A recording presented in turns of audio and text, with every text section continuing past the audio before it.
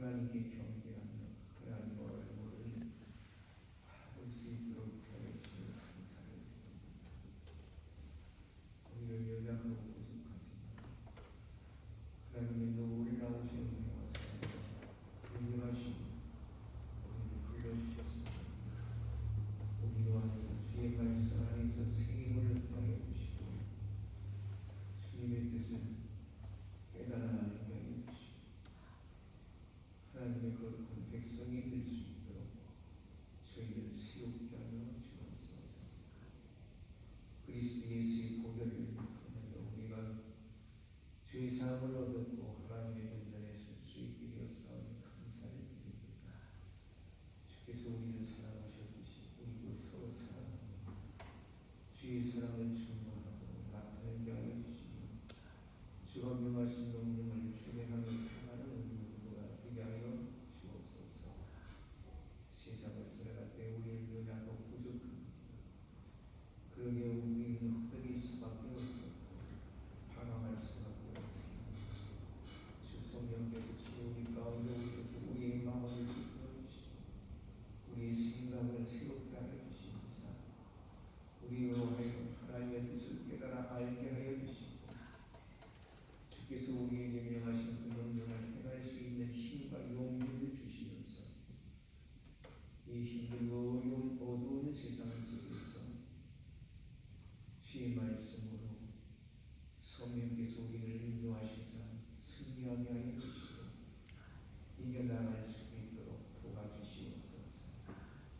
세상 여러 가지 것으로 우리를 유혹하고 시험하고 우리를 너무 두려워하지만 성령께서 우리를 굳건히 이끌어주시사 주의 말씀으로 승리케 하여 주시고 언제나 어느 곳에서나 주님의 말씀을 붙들며 그 말씀을 가지고 승리하는 우리 모두가 되게 하여 주옵소서.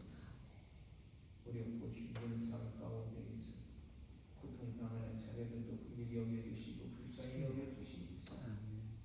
주님, 저들이 모든 죄악에서 새롭게 변화받게 하여 주시고 주님의 전전에 무릎을 꿇고 기도하는 심령들이 되어지게 하여 주시고 연약한 욕심을 주님 긍휼히 여겨주시옵소서.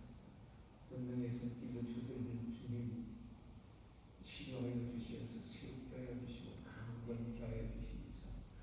세상에서도 담대한 그러한 믿음을 가지고 나아가 복음을 증거하는 그런 창고와 같은 신령들 되어지게 하여 주옵소서.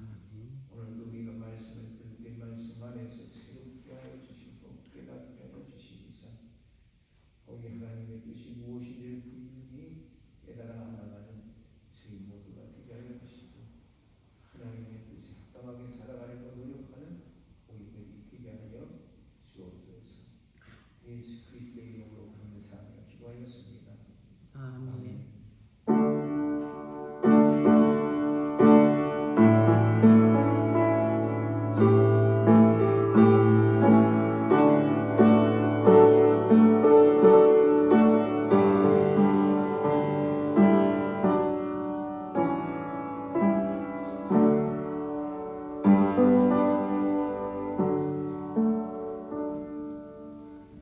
하나님의 말씀 첫 번째 말씀 요한계시록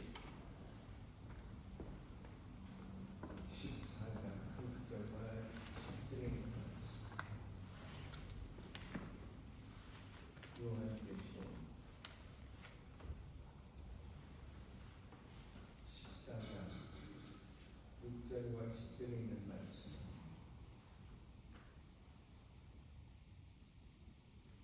목소리를 같이 공격합니다. 또 보니 다른 천사가 공중에 날아가는데 땅에 거하는 자를 곧 여러 나라와 족속과 방언과 백성에게 전할 영원한 복음을 가졌더라. 그가 큰 음성으로 가로되 하나님을 두려워하며 그에게 영광을 돌리라. 이는 그의 심판하실 시간이 이르렀음이니 하늘과 땅과 바다와 물들의 근원을 만드신 이를 경배하라 하더라.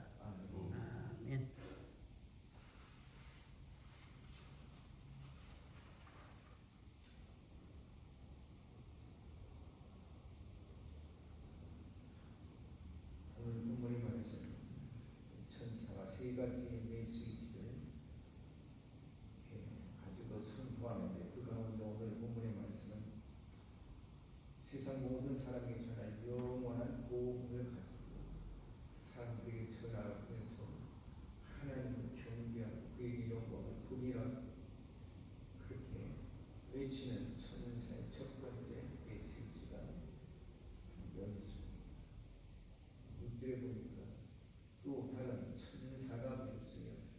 다른 천사. 1절에서 5절에 보니까 거기에 이제 천사들이 나서 그래서 어린 양들을 하나님의 이 자녀들 예수님의 이마에 인을 치는 그런 모습이 나타나고 있습니다. 14장 1절에서 5절에 보면 이런 말씀이 있습니다. 내가 또 보니 보라 어린 양이 시온 산에 있었고 그와 함께 14만 4천이 있었는데 그 이마에 어린 양의 이름과 그 아버지의 이름을 쓴 것이 있도다. 내가 하늘에서 나는 소리를 들으니 많은 물소리 같고 그 뇌성과 같은데 내게 들리는 소리는 검은 못하는 자들의 그 검은 못하는 것 같더라. 저희가 보좌와 내 신분과 장로들 앞에서 새 노래를 부르니 땅에서 구속함을 얻은 14만 4천인 밖에 능히 이 노래를 배울 자가 없더라. 또 사람들은 여자로 더불어 더럽히지 아니하고 정절이 있는 자라 어린 양이 어디로 인도하든지 따라가며 사람 가운데서 보수받은 처음 읽은 열매로 하나님과 어린 양에 속한 자들이니 그 입에 거짓말이 없고 흠이 없는 자들이거라. 이런 말씀 이후에 이제 또 다른 천사, 그 이전에 다른 천사가 이제 있었다고 하는 거고요. 또 보니 다른 천사를 또 보니 이제를 이어서 새롭게 이제 장면이 바뀌어져 있어요. 다른 천사는 정확히 어떤 천사인지는 우리가 알 수는 없어요. 분명히 한 천사가 나타나서 이야기하는 말하는 외치는 거예요. 본전 자체가 증거하면 자체의 증거에 의하면 여기 대준말이 이르렀다고 하는데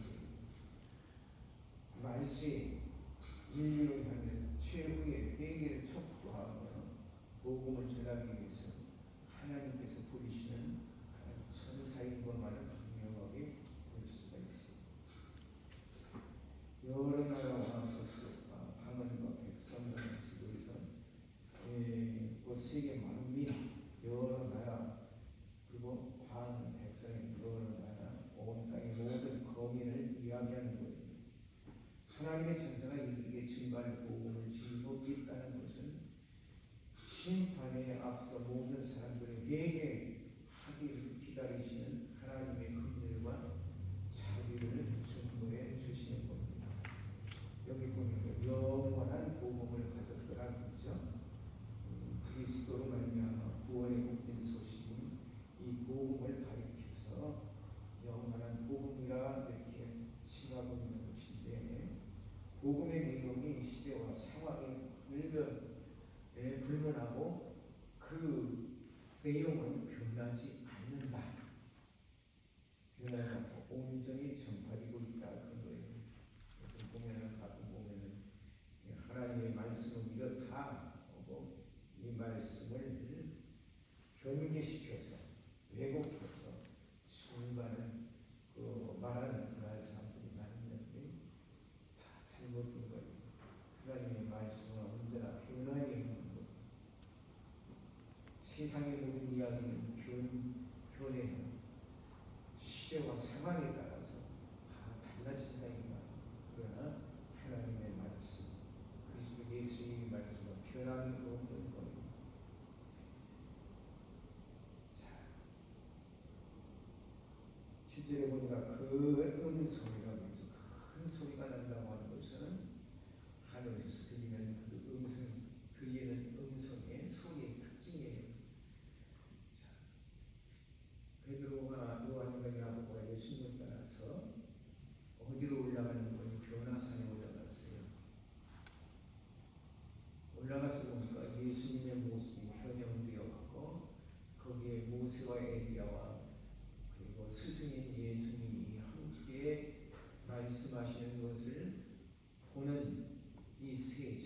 제자들 자기들이 무슨 말을 하는지도 모르고 그렇게 외치는 겁니다. 여기가 조사원이었다. 초막셋을 짓고 하나는 선생님을 위해서, 하나는 모세를 위하여, 하나는 엘리야를 위해 우리가 초막을 지겠습니다. 그러니까 우리 영원히 여기서 삽시다. 예, 우리가 그 주님의 그 모든 모습, 변화된 그 모습이 사라지고 하면서 그 소리가 그들에게 들려졌다는 겁니다. 큰 소리가 났다고 하는 것은 하늘에서 우리에게 주신 그러한 음성이다 그 말입니다.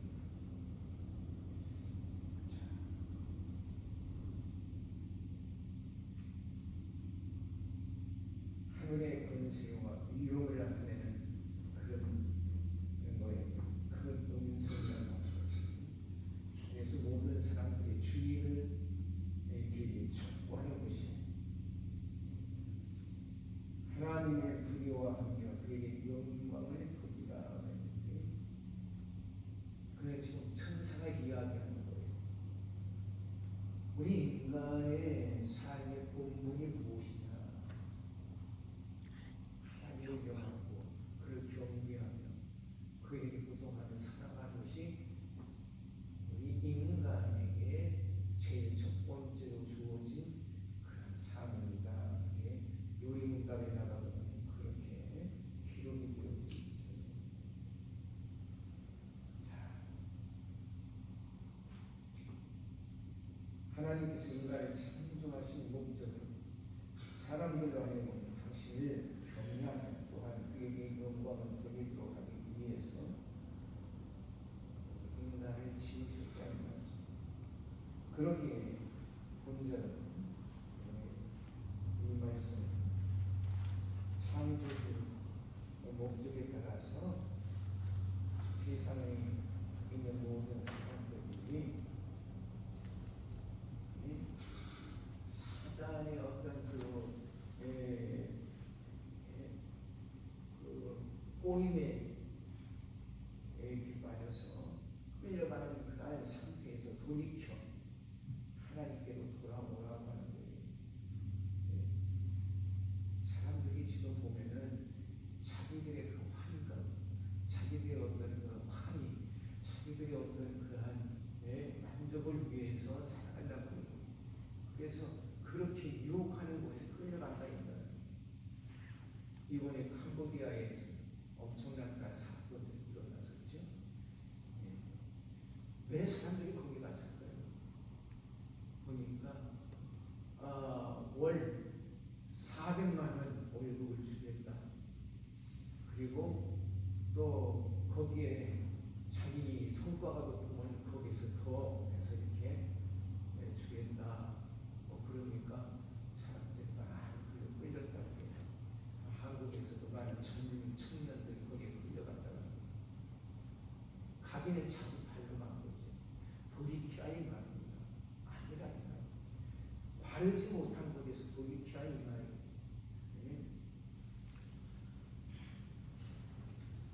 그건 사단의 꼬임이라고. 이렇게 사단은 우리의 마음을 유혹하는 거예요.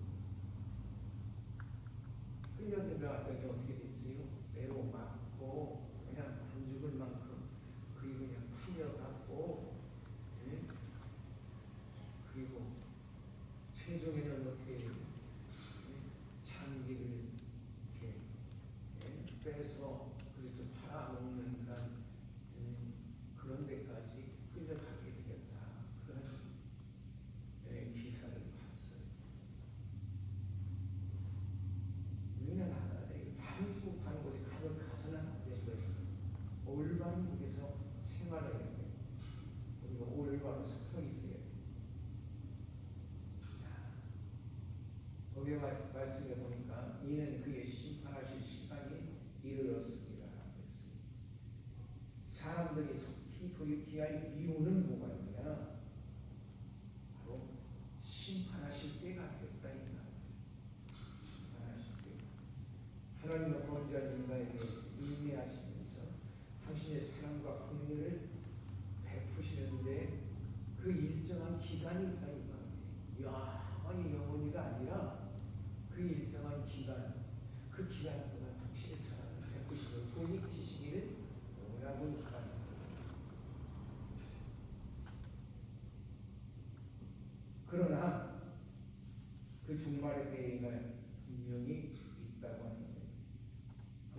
인간은 그때가 늦기 전에 주께서 하나님께서 우리에게 주신 그 기간 다하기 전에 우리는 독에 되어서 그래서 하나님이 그 주시는 그 사랑을 거부하지 말고 그리스도 예수 앞에 나아가서 그의 피로 죄의 씻음을 받아 성결케 되는 그런 우리의 삶이 되어야 결정했습니다.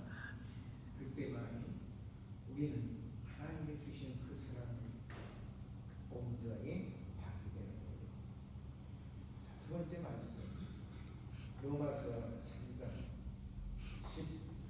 19절에서 28절에 있는 것입니다.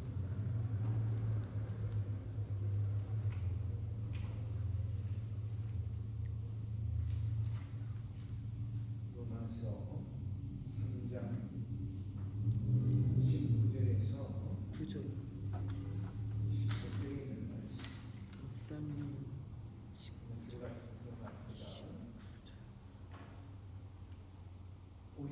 우리가 알거니와 모든 율법이 말하는 말 율법 아래 있는 자들에게 말하는 것이니 이는 모든 입을 막고 온 세상으로 하나님의 심판 아래 있게 하려 함이니라. 그러므로 율법의 행위로 그의 앞에 의롭다 하심을 얻을 육체가 없나니 율법으로는 죄를 깨달음이니 이제는 율법 외에 하나님의 한 의가 나타났으니 율법과 선지자들에게 증거를 받은 것이라. 고 예수 그리스도를 믿음으로 말미암아 모든 믿는 자에게 미치는 하나님의 은이 차별이 없느니라. 모든 사람이 죄를 범하였음에 하나님의 영광에 이르지 못하더니 그리스도 예수 안에 있는 구속으로 말미암아 하나님의 은혜로 값없이 의롭다 하심을 얻은 자 되었느니라. 이 예수를 하나님이 그의 피로 인하여 믿음으로 말미암는 화목제물로 세우셨으니 이는 하나님께서 길이 참으시는 중에 전에 지은 죄를 관가하심으로 자기의 의로우심을 나타내려 하심이니 곧 이때에 자기의 의로우심을 나타내사 자기의 의로우시며 또한 예수 믿는 자를 의롭다 하려 하심이니라. 그런즉 자랑할 때가 어디뇨?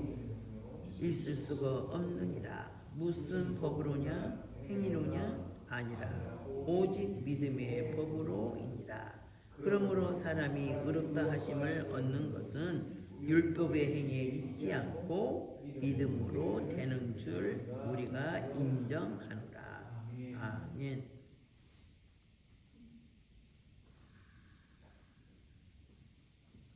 19절에서 20절에 있는 것은 율법의 한계를 우리에게 말씀해 주시는 거예요.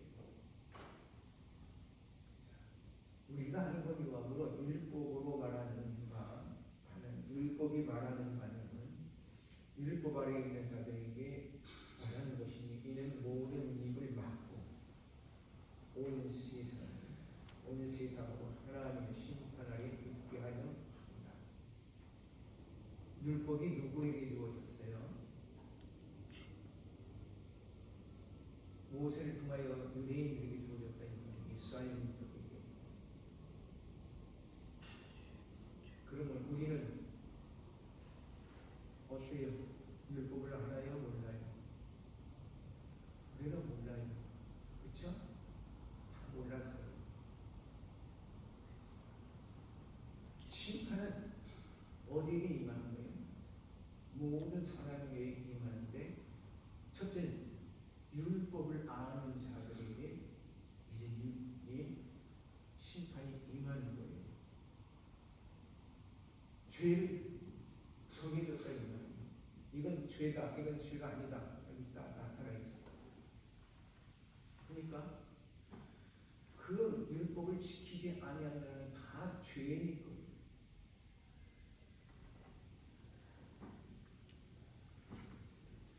그래서 그는 이 죄의 값을 치러야 하는 거예요.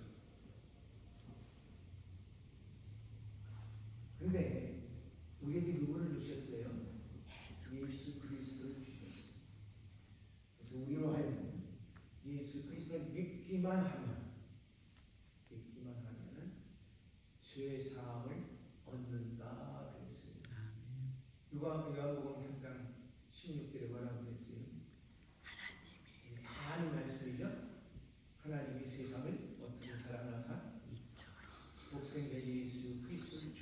끝까지 사랑하사. 그 다음에 뭐죠? 이를 저는 믿는 자는 어떻게 해요? 죽지 않고 영원히 산다. 그 뭐예요? 구원함을 얻는다.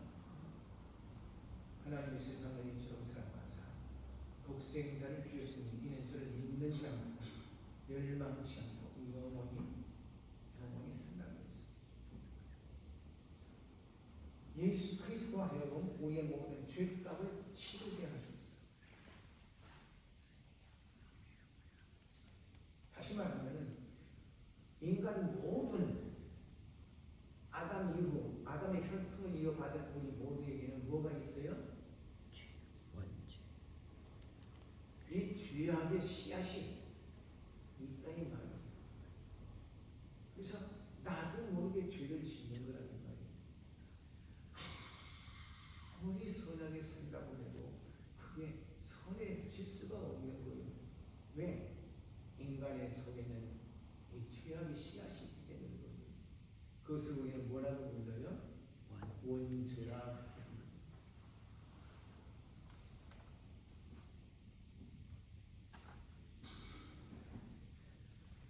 그래서 이 죄악의 씨앗까지 해결하실 그러한 분이 필요했던 거예요. 그러한 제목이 필요했던 거예요. 하나님께서 당신의 아들을 택하셔서 그래서 우리 모든 인간의 죄를 사해 주시는 그러한 제물로 삼으셨다. 하나님은 어떤 하나님이시요? 공의로우신 하나님이시요. 모든 인간에게 공의로움으로 나타나십니다. 그러게 모든 인간은 죽을 수밖에 없는 거예요. 죄악에 벗어날 필요 없어요. 그런데 하나님께서 우리에게 주신 인간의 이 땅에 보내어 계신 예수 그리스도의 그 피를 받으시고 그리고 인간의 죄를 사해 주셨다. 그래서 하나님의 공의로 이루어지고 인간의 모든 죄도 씻음을 받게 된다. 이것을 이야기할 때 뭐라고 얘기하는 거 아니?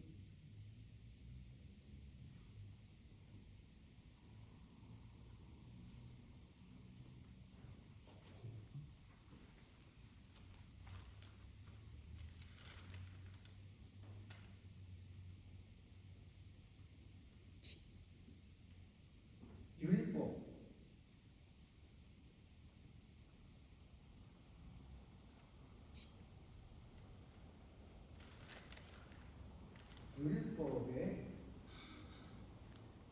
의거해서 우리는 모든 심판을 받는데 그리스도 예수께서 이 모든 율법을 이루신 거예요. 그래서 죄가 없으신 거예요. 성서에 보면 그는 죄가 없으신 분이라고 했어요. 당신은 율법에 하나도 어긋난 게 없어요. 자, 예수의 탄생의 그 기사는 뭐라고 했어요? 예수는 어떻게 탄생되었어요? 성령이 잉태하게 하심으로 처녀 마리아에게 하나님의 영이 임하셨다. 그래서 하나님의 말씀이 그 몸에서 인간의 모습을 창조하셔서 나타나신 것 같은 거예요.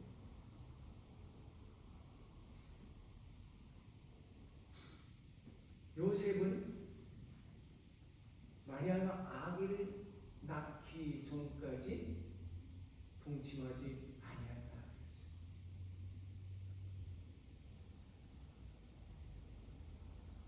그리고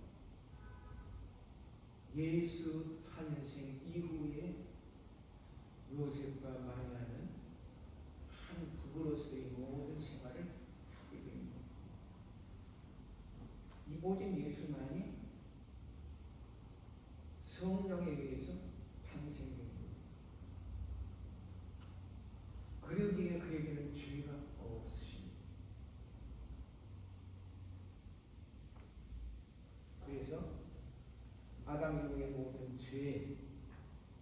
모든 죄인들이 예수의 피로 말미암아 보속함을 입을 수 있는 그러한 조건이 되었다.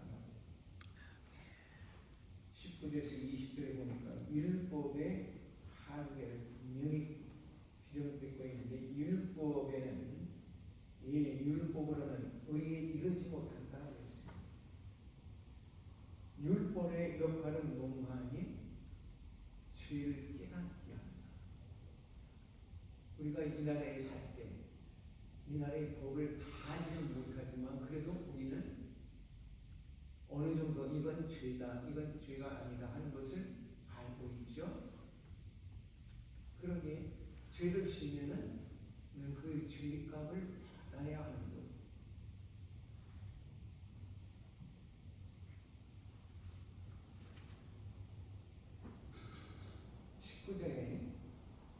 우리가 알고 있는 것 앞에서 말하는 이것은 우리가 무엇을 알고 있느냐 이 말이에요.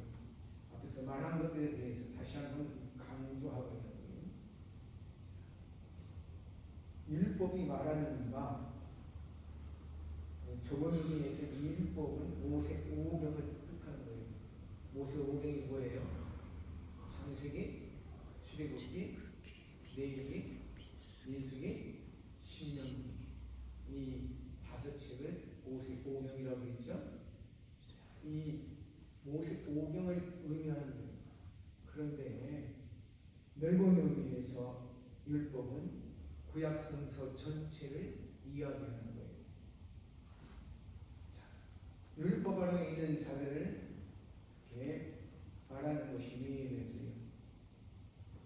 여기 보니까 율법 안에 있는 자들이라는 것은 하나님으로부터 특별히 율법을 부여받은 유대인들, 그 유대인들을 뜻하는 거예요. 율법 안에 있는 자들이 아닌 법적으로 율법의 태도이 안에 있다고 하는 그러한 말씀입니다. 따라서 율법이 적용되는 영역 안에서 그 한 영역 안에서 거기에 속한 사람들은 모두가 이 율법의 제한을 받게 됐다. 과거에는 우리가 예수 그리스도를 알지 못했고 또 하나님의 말씀을 알지 못했지만 이제는 어때요? 하나님의 말씀이 온 세계에 퍼져 있습니다. 우리는 그 말씀을 알게 되었어요. 그래서 우리는 이제 이 하나님의 말씀에서 벗어나서는 안 된다. 그런 말씀이에요. 우리는 이제 이 모든 그 하나님의 말씀의 영역 안에 있다. 이 말씀입니다. 거기 또 보니까 이는 모든 입을 막고 있어요. 여기서 모든 입을 막고 라고 했는데 이 모든이라는 말은 그 헬라어는 핀이라고 이렇게 얘기를 하는데 이건 무슨 말인가 하니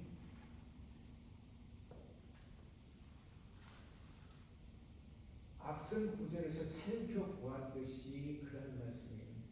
앞선 앞에 있는 그런 구절들에서 살펴보았듯이 모든 누가 율법 아래 있다는 것은 그 율법 아래 있다고 하는 사실을 말해주는 거예요. 그 다음에 여기 말씀해 보니까 모든 입을 어떻게 해요? 막고 그랬어요. 막았다. 헬라어는 프라게라고 이렇게 하는데 멈추게 하다 그런 뜻이 있어요. 멈추게 하다라는 그런 뜻이 있는데 우리로 하여금 침묵하게 만든다. 무슨 말인가 하니 이 말은 이것이 이제 이 법정 과거의 이 헬라에서 쓰던 그런 법정 용어인데 모든 피고가 죄인들이 하고 무언한다는 거예요. 뭐냐면은 원고가 검사가 그 모든 죄를 갖다가 지적해서 이야기하면 그 다음에 어때요?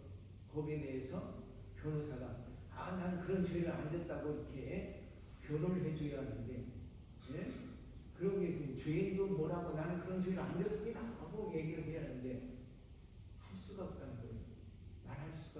왜? 그것이 정당하게 드러나기 때문에 그런 뜻이에요. 그래서 죄인이 어떤 말을 할 수가 없다 그런 말입니다.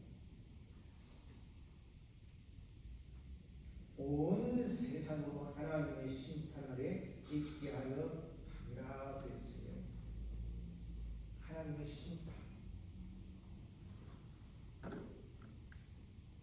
심판 아래. 이 말은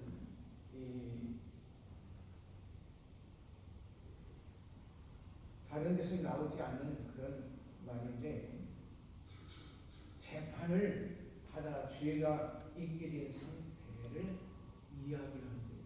이게 재판을 받았어요. 아, 너는 이렇게 죄졌으니까 이렇게 판단 재판한다. 그래서 선고가 내려지면 거기에 대해서 얘기할 수가 없다 이런 거예요.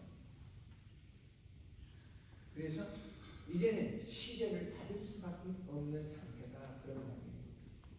하나님께서는 원고가 되시는 동시에 재판장도 되신단 말이에요. 그래서 하나님을 보실 때 너는 죄를 너의 죄값을 받게 할 수밖에 없다. 죄를 졌으니까 시련을 받아야 한다. 그러는 거예요. 자, 그게 처벌을 하셔야 한다고 하는 것이 하나님의 뜻이란 말이에요. 왜냐하면 하나님은 공의로우신 하나님이시기 때문에 죄를 용납할 수가 없다. 그래서 죄를 진 모든 인간들에게는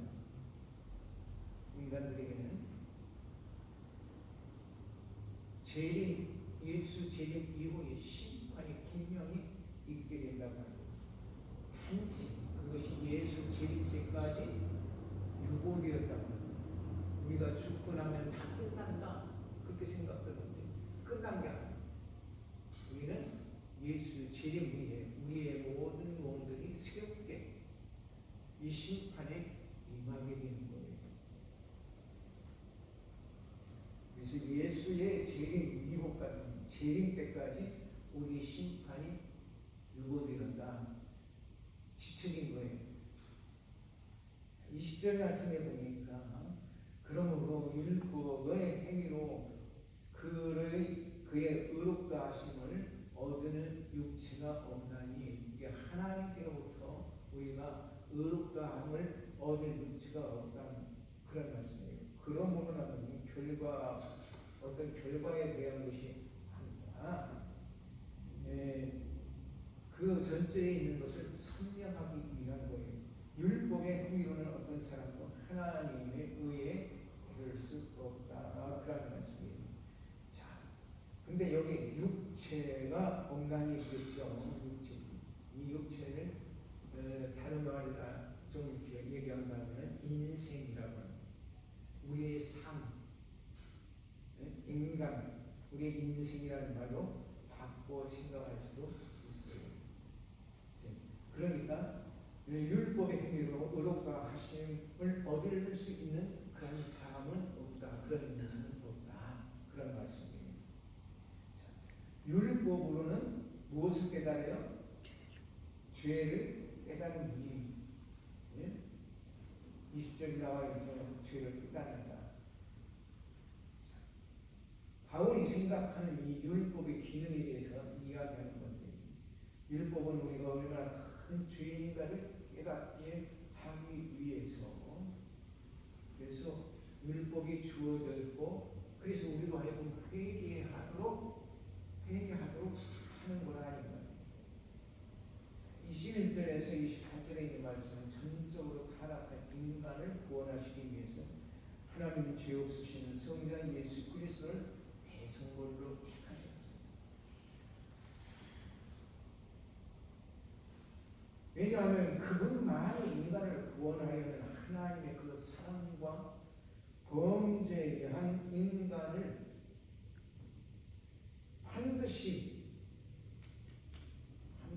심판을 받아야 한다고 하는 그러한 그 심판에서 놓여나게 할 수 있는 유일한 길이 예수 그리스도만이.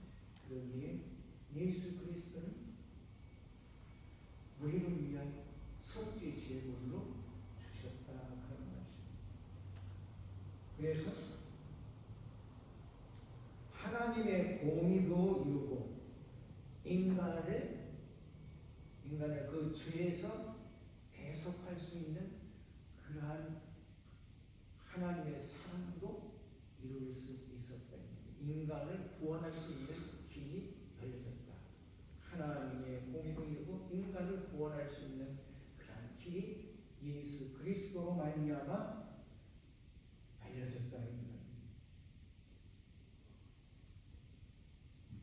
그래서 이것을 신학적으로 얘기하면 이신득이라고 얘기를 하는데, 이신득이 한 몸으로 두 가지 의를 이루었어요.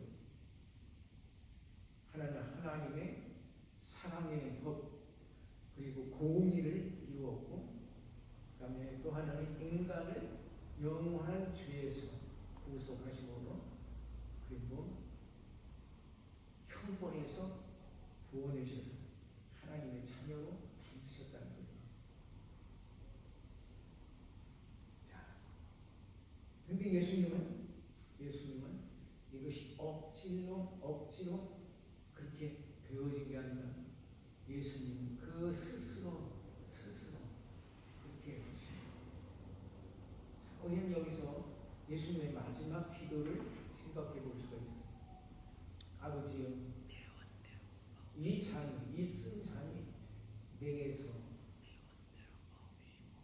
사라지게 할 수는 없습니까? 이것이 지나가게 하여 주옵소서.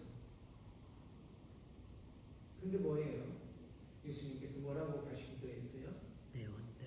내 원대로 마시고 아버지의 뜻대로 하옵소서.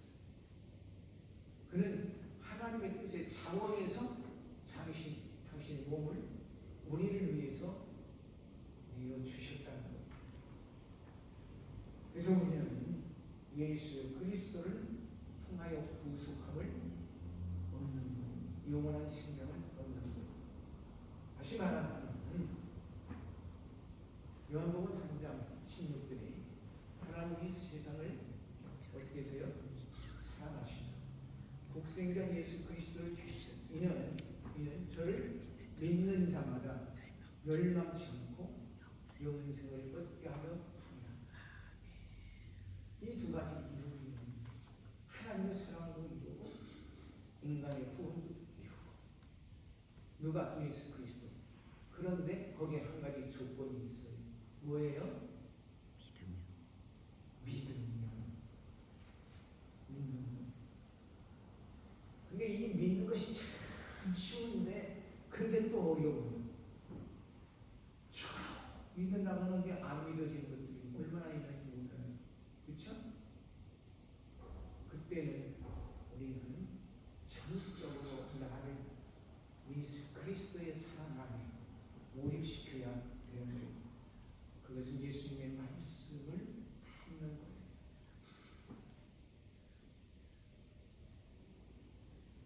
다시 말하면 하나님의 공의도 있고 인간편에서 우리는 죄사함을 얻게 되었다라고 하는 거예요. 그러게 우리 인간들은 그 누구도 내가 의롭다고 자랑할 수 없어요.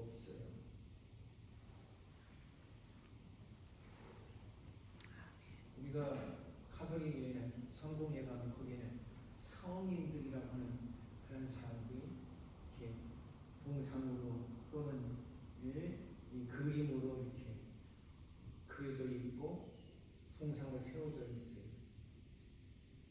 그들의 어떤 믿음을 본받아야 한다.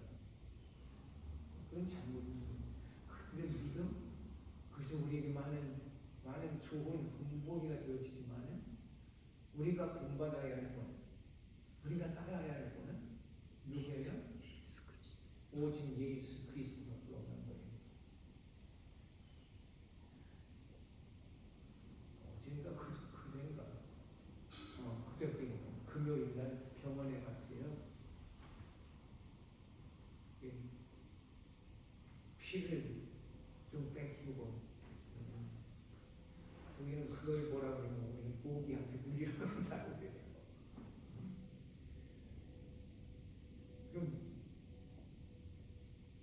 자리에서 어떤 사람과 이야기하는 모습을 가만히 들었어요. 우리 사모씨가 어떤 부인이 있으면 어떻게 소화하느냐, 뭐하느냐 이렇게 물어보면서 얘기를 하고요.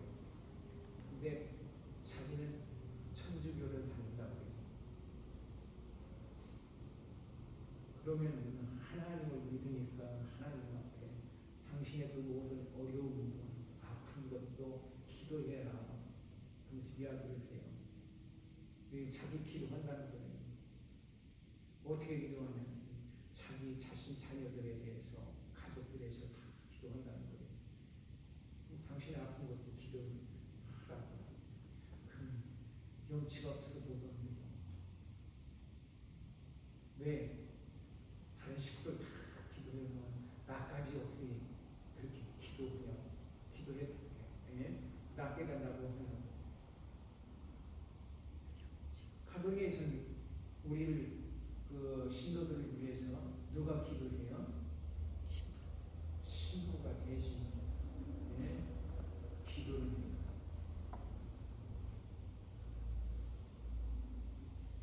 중복 기도를 신부가 해요. 그래서 교회에서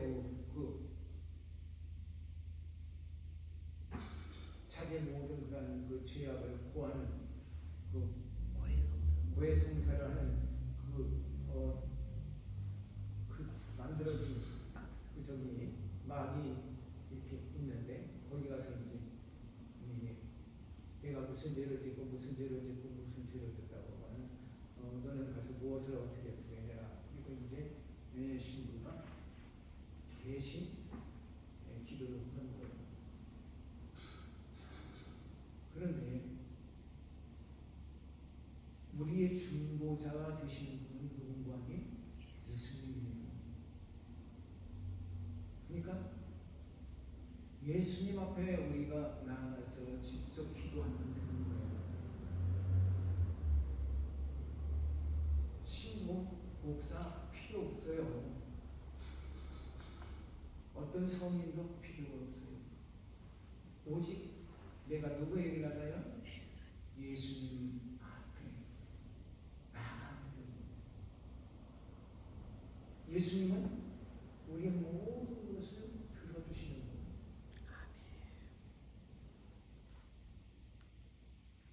사람이 그러더라고요. 목회를 하다 보니까 참 얄미운 사람이 있어요. 아휴, 저 사람은 왜 저렇게 생겼지? 그런 사람이 있더라고요. 그리고 가끔은 그래요. 또 한참 설교라고 하는 목사님 손 들고 설교하다 말고 질문이 있습니다.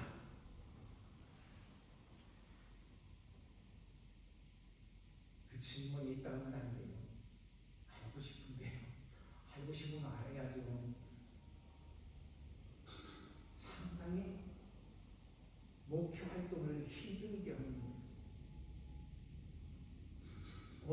어떤 사람들, 어려운 사람들을 이렇게 구제하기 위해서 우리가 좀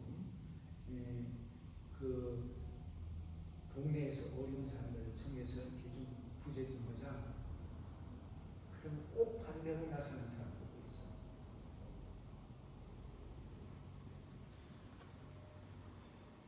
그렇게 볼 때 인간은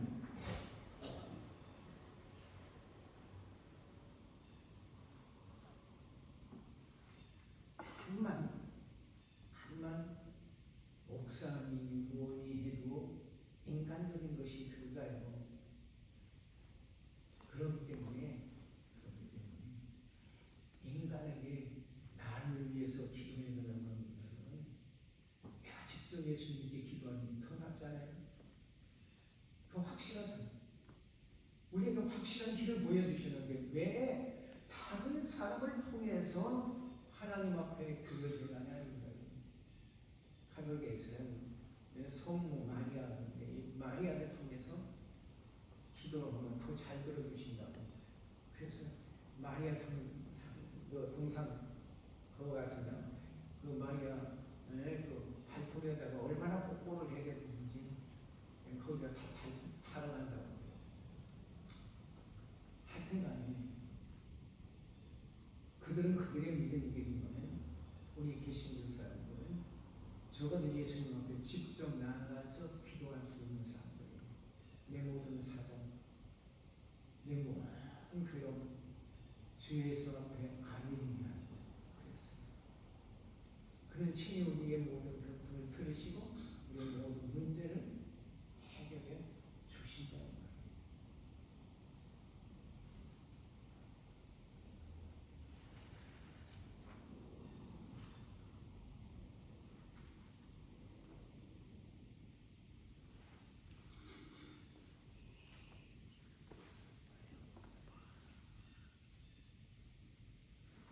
오늘은 우리 모든 문제를 들고 하나님 앞에 나아가서 구하고 죄사함을 하고 우리 마음을 시원함을 주고 예수님의 이름으로 가르칩니다.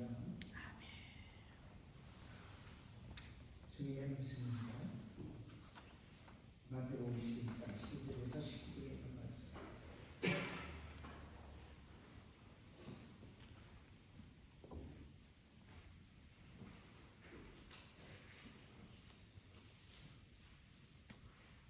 한 목소리 같이 공독합니다. 세례 요한의 때부터 지금까지 천국은 침노를 당하나니 침노하는 자는 빼앗느니라. 모든 선지자와 및 율법에 애하는 것이 요한까지니 만일 너희가 즐겨 받을진대 오리라 한 엘리야가 곧 이 사람이니라. 귀 있는 자는 들을지어다. 이 세대를 무엇으로 비유할꼬? 비유컨대 아이들이 장터에 앉아 제 동물을 불러 가로되 우리가 너희를 향하여 피리를 불어도 너희가 춤추지 않고 우리가 애곡하여도 너희가 가슴을 치지 아니하였다 함과 같도다.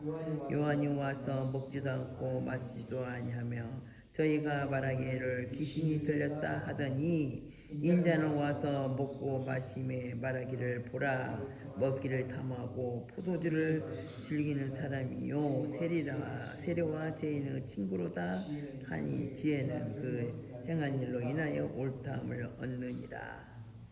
아멘.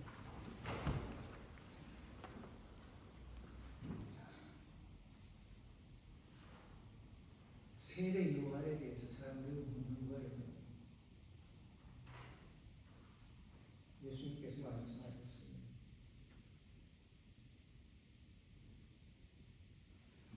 세례 요한 때부터 지금까지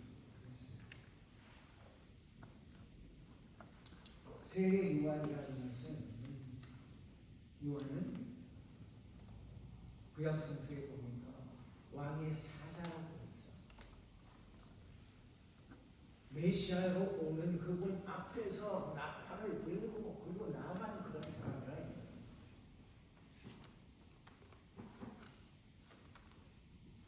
그 옛날 우리 한국 조선에서는 조선이에요. 거기서는 그 이제 그 관리들을 뽑을 때 큰일 났습니다. 용어들 다 읽고 넘어가는데 기억이 안 나요.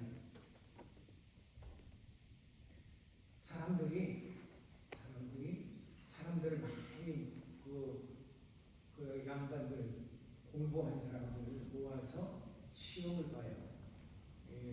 지금처럼 기독에서 시험을 보는 게 아니라 한 군데 모아가지고 그래서 시험을 봐요. 그래서 거기서 1등을 하면 장을 국제했다, 차석이 있다, 그렇게 해서 제일 1등한 사람은 어사바라기 가지고 이렇게 씌워서 그래서 자기 고을 이렇게 돌아가요. 그때 혼자 이렇게 떼통해서 가는 게 아니라 거기 따라서 사람들이 많이 하게 되는데 그 앞에서 간판을 보면서 가는 그런 사람들이 있어요. 그 사람이 이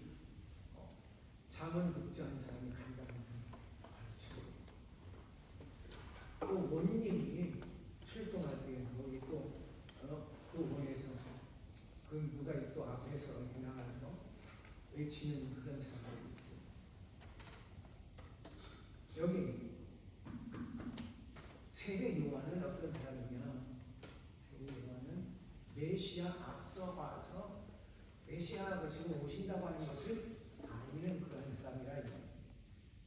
당신은 왕이라고 해서 메시아는 왕이에요. 그 왕의 사자가 아니에요.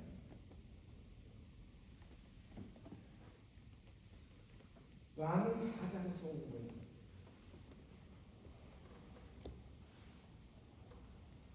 근데 이제 이 당시에는 지금까지라고 하는 것은 지금까지라는 요한의 세례 요한의 때부터 지금까지는 예수님 당시 지금이라고 하는 그 당시까지 이야기하는 거예요. 천국은 어떤 곳이냐? 침노하는 자가 꾀하는다. 네? 그 뭐냐면은 그냥 하나님의 나라를 사모하고 열심히 그를 위해서 일하는 사람이 천국을 차지한다는 거예요.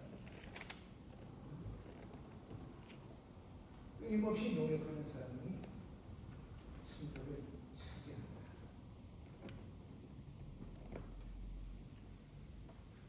그리고 13절에 보니까 모든 선자와 율법의 예언은 요한까지 다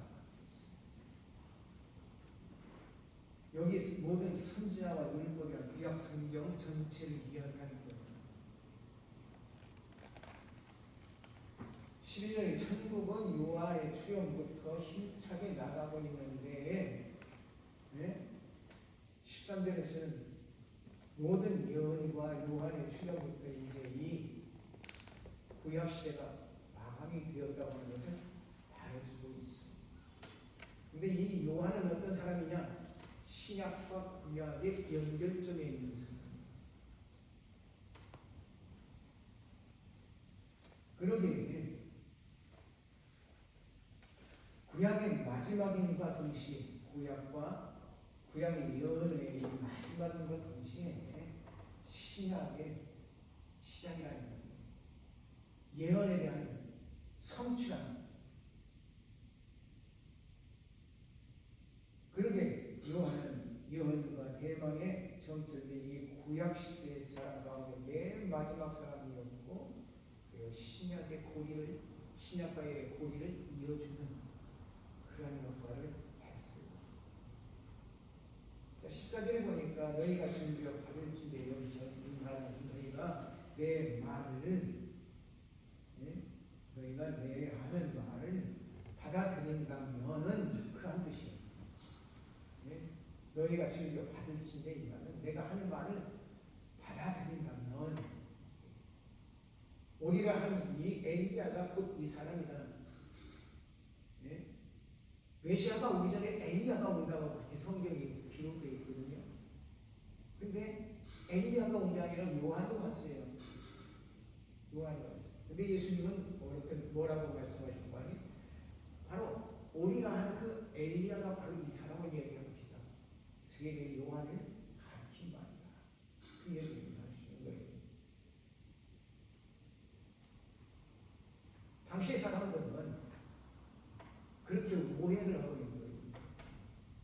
엘리야 시대에 그 불의 선지자 그가 이렇게 다시 온다고 하는 것인가? 그렇게 생각을 했어요. 그런데 이 세례 요한의 사역이 그 하나님 분들이 이 엘리야의 역할을 다 했다 그 말씀입니다. 그래서 예수님은 그렇게 말씀하십니다. 성경에 오리라고 하는 그 엘리야가 바로 이 사람 세례 요한을 가르친다 이렇게 말씀합니다. 15절은 무슨 말씀이에요? 귀 있는 자는 들을지어다. 마음을 열고 말씀을 받아라. 16절에서 19절은 회개치 않는 자들에 대한 경고의 말씀이에요. 예수님은 이 말씀을 장터에서 노는 그 아이들의 비유로 말씀을 하셨어요.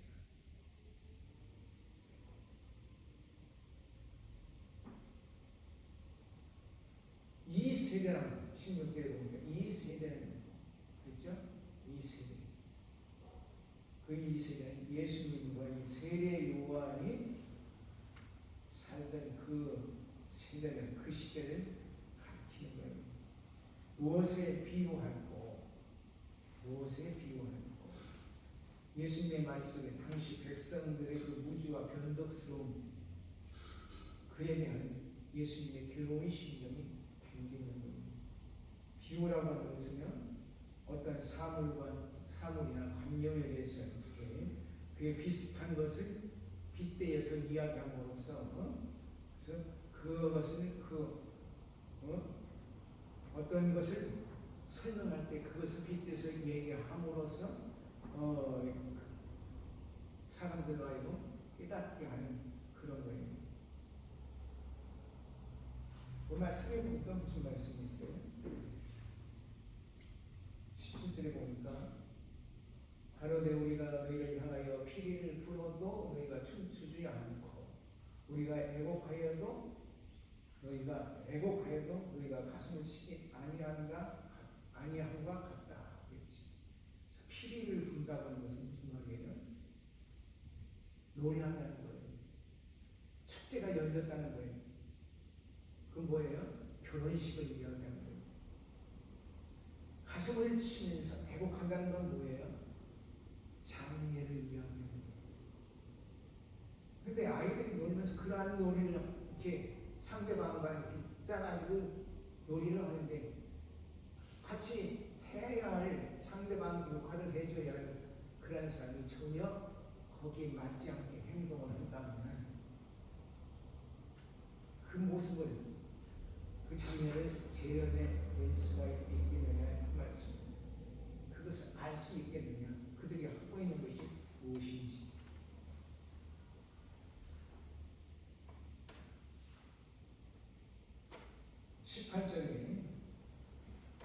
우리 그 개혁 성경에는 안 나와 있는데 해당어 원본에 보면은 그 아니라고 하는 그런 말이 나오는데 왜냐하면 그런 뜻이에요. 왜냐하면 28절에 이 말씀에 왜냐하면 18절 19절에서 예수님께서 이 세대의 아이들이 그 노는 장면을 비유하신 이 비유의 그 의미를 말씀해 주시고 있는 거예요. 자, 요한은 와서 먹지도 아니하고 마시지도 아니하고 그러면 요한은 어떻게 살았을까요? 금식하면서 하나님의 사람이니까 금식하면서 아니에요. 그 말은 무슨 말이에요? 요한이 먹지도 아니하고 그때 주식이 뭐예요? 이게 성경에는 우리 성경에는 떡이라고 나와 있는데 아마도 빵일 거예요. 빵을 만들어서 그래서 그들이 빵을 만들기 위해서 뭐가 필요해요? 빵에 들어간 그 밀가루에 뭘 집어넣어야 돼요? 부풀려야 되나요? 그 효소가 들어갈 거예요. 근데 얘기해 주면 크게 얘기 안 들려요. 누룩이요. 누룩. 누룩을 넣어야 하는데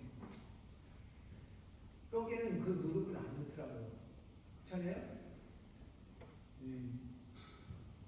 떡은 우리가 우리 조상님들이나 우리가 어렸을 때 떡을 만들 때 가서 보면 거기는 누룩을 안 넣어요. 근데 빵을 만들 때는 분명히 누룩이 들어가요. 안 들어가면 빵이 안 돼요. 그래서 어렸을 때 보면은 밀가루에다가 누룩을 안 넣으니까 무엇을 넣는 건 술을 갖다가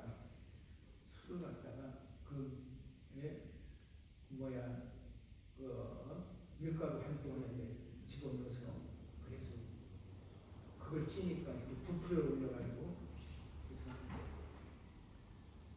빵이 되더라고요.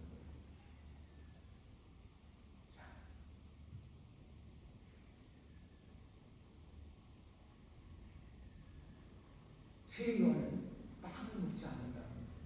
그 시대의 주식으로 먹던 빵을 먹지 않는다. 그리고 포도주를 마시지 않았다. 다른 그때 당시에는 이 빵을 먹고 포도주를 마시는 것이 그들의 생활이었어요.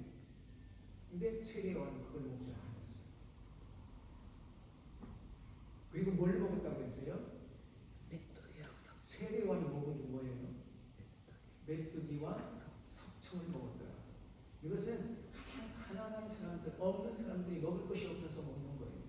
그럼 메뚜기를 잡아먹고 그리고 석청을, 지금 석청은 그 돌 속에서, 돌 가운데 돌덩이 속에다가 거지로 지어서 거기서 만들어낸 꿀을 이야기하자면, 근데 지금은 굉장히 좋은 그런 귀한 약재인데, 하여튼 그때는 없는 사람들이 먹는 거예요. 그래서 이 세례 요한은 먹지도 않고 마시지도 않았다고 했어요. 근데 예수님은 그들과 함께 하셨어요. 어려운 사람들과 모든 사람과 함께 했어요. 그리고 잔치집에도 가셨어요. 그래서 그들이 주는 것을 먹었고 마셨어요. 그러니까 바리새인들이 뭐라 그랬어요? 저는 먹는 것과 마시는 것을 탐하는 자다. 예수님을 그렇게 말했어요. 그리고 세리와 그리고 창조와 같이 하고 있다. 부패된 사람이다. 그렇게 예수님을 비난하는 거예요. 예수님은 모든 사람을 구원하시기 위해서 오신 분입니다. 힘들고 어렵고 고통당하는 자들과 함께 하셨어요. 세례 요한은 잘난 체하고 뭔가 이렇게 합당한 사람들을 향하여 신랄하게 비판하면서 회개하라고 회개를 촉구했던 겁니다. 그러기에 세례 요한을 가르치기 위해서는 미친 사람이라고 했고, 예수님을 향해서는 뭐라고 했어요? 먹기를 탐하는 사람이다. 그러기에 예수님은 뭐라고 하는 거니? 지혜는 그 행한 일을 인하여 옳다고 얻는다고. 이 지혜는 신적인 지혜를 이야기하는 겁니다. 세례 요한이가 예수님께 나타낸 이 지혜, 거기에 그는 그 지혜를 말하는데, 이 지혜를 통해서 하나님의 역사를 드러낸다는 거예요. 우리가 지혜롭게 생활한다는 것은 바로 그 지혜를 통해서 하나님의